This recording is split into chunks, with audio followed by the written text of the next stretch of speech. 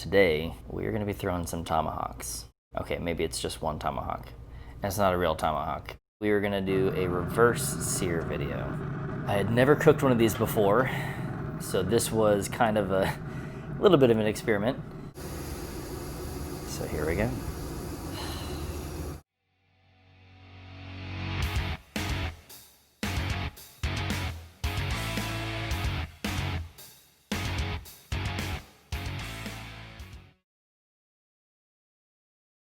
What I used for seasoning today was just olive oil, just to hold the seasoning, salt,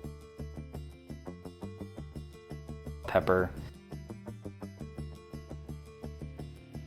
some ground coffee grounds that we used forever ago. Wanted to make sure I had a good smoky flavor.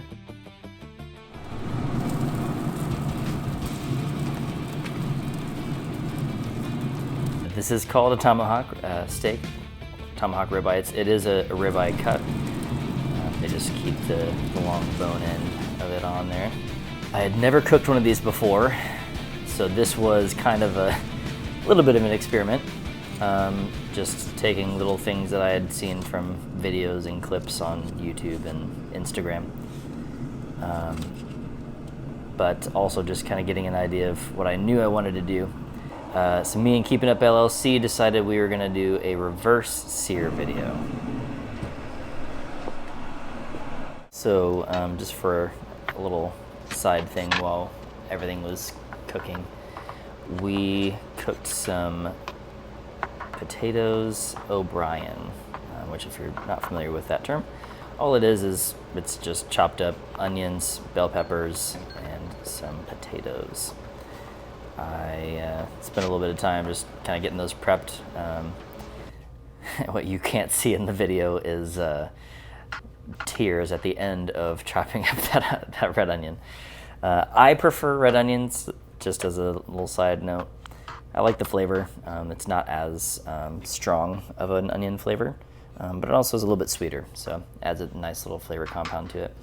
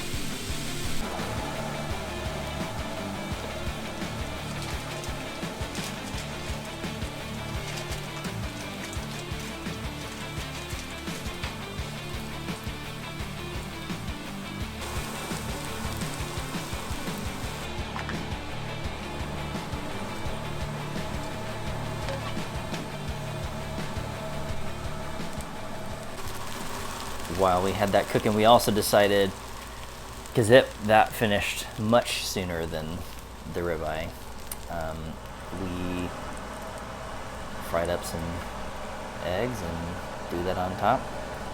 And I must say, for not having done this before, it was really good. The key ingredient to this is butter. Shout out to butter. So if you can tell in this video, I also have a pork shoulder smoking inside the grill. That wasn't for the video. That actually was just for me and my enjoyment. However, I figured if anything, it'd make some cameos in this one. Because of the temperatures that we were gonna be using for the tomahawk steak, I was gonna need to be able to remove it at some point. So we basically waited until I was able to wrap the pork shoulder, aka Boston butt, which I'll do in another video. I am currently still kind of playing around with timing and stuff, so once I have a little bit better of an idea of what to do, I will make a video for that. And now back to your regularly scheduled program. Man, I think it was probably about 30 to 40 minutes, give or take, at 250 degrees. And once the internal temperature hit about 125, which is just a little bit under medium rare, we took everything out of the grill, cranked up the heat to 350. Because with the pit boss, I'm able to open up and reveal the flame inside, so we took that out. Because this is a reverse sear, the idea is that you fully cook the steak to the cook that you want, and then you sear the outside. So in order to make that happen, I did have to take out my top rack. And once we were ready, and it hit 125, I took the cast iron skillet, which I've seen people do before, and flipped it upside down. Just something new to try. And man, I gotta say, it just took care of business. You can see that flames were really cranking. The internal temperature of the smoker had gotten up to probably about 420 degrees, give or take. Yeah, I set it on for about a minute, just a little bit over a minute on each side, just to make sure I had a really nice solid sear. And then I took the edges and laid that on top, let it cook for a little bit, just 10-15 seconds all around, just to make sure we were able to get a good solid cook all the way around and seal in all those juices. Because I gotta say, this steak was super juicy. So I had seen wrapping the bone end with aluminum foil, just because it's really not something that we're eating. Some people do, some people don't. I just figured for cleanliness, I would wrap it so that way I could just grab it by the bone and take it off. And you're definitely going to want to make sure, if you ever do something like this, you're going to want to make sure you have some oven mitts.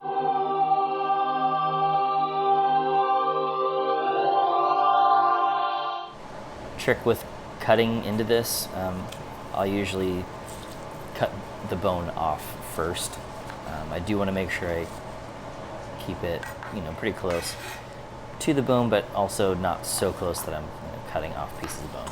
Especially because I'm very excited that I have this a brand new knife from brand Find King, and man, this blade is super sharp. Cut it by the bone side, and then I'll usually start with the fattier side, so away from the cap, which is what it's called, and cut towards it in moderate size slices.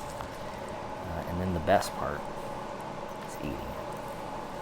And I think, and Adrian from Keeping Up LLC, I think will attest, I think this is probably the best steak I've ever made. The smoke from how long we had it smoking in there, along with the sear and just the coffee flavor, really just blended nicely and made for a very, very, very juicy steak.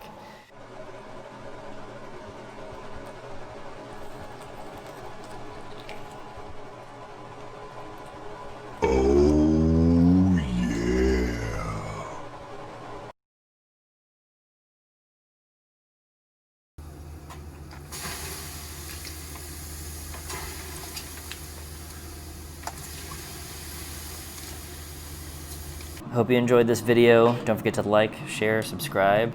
Check out my Instagram page, Oh Yes Barbecue, and we'll see you next time.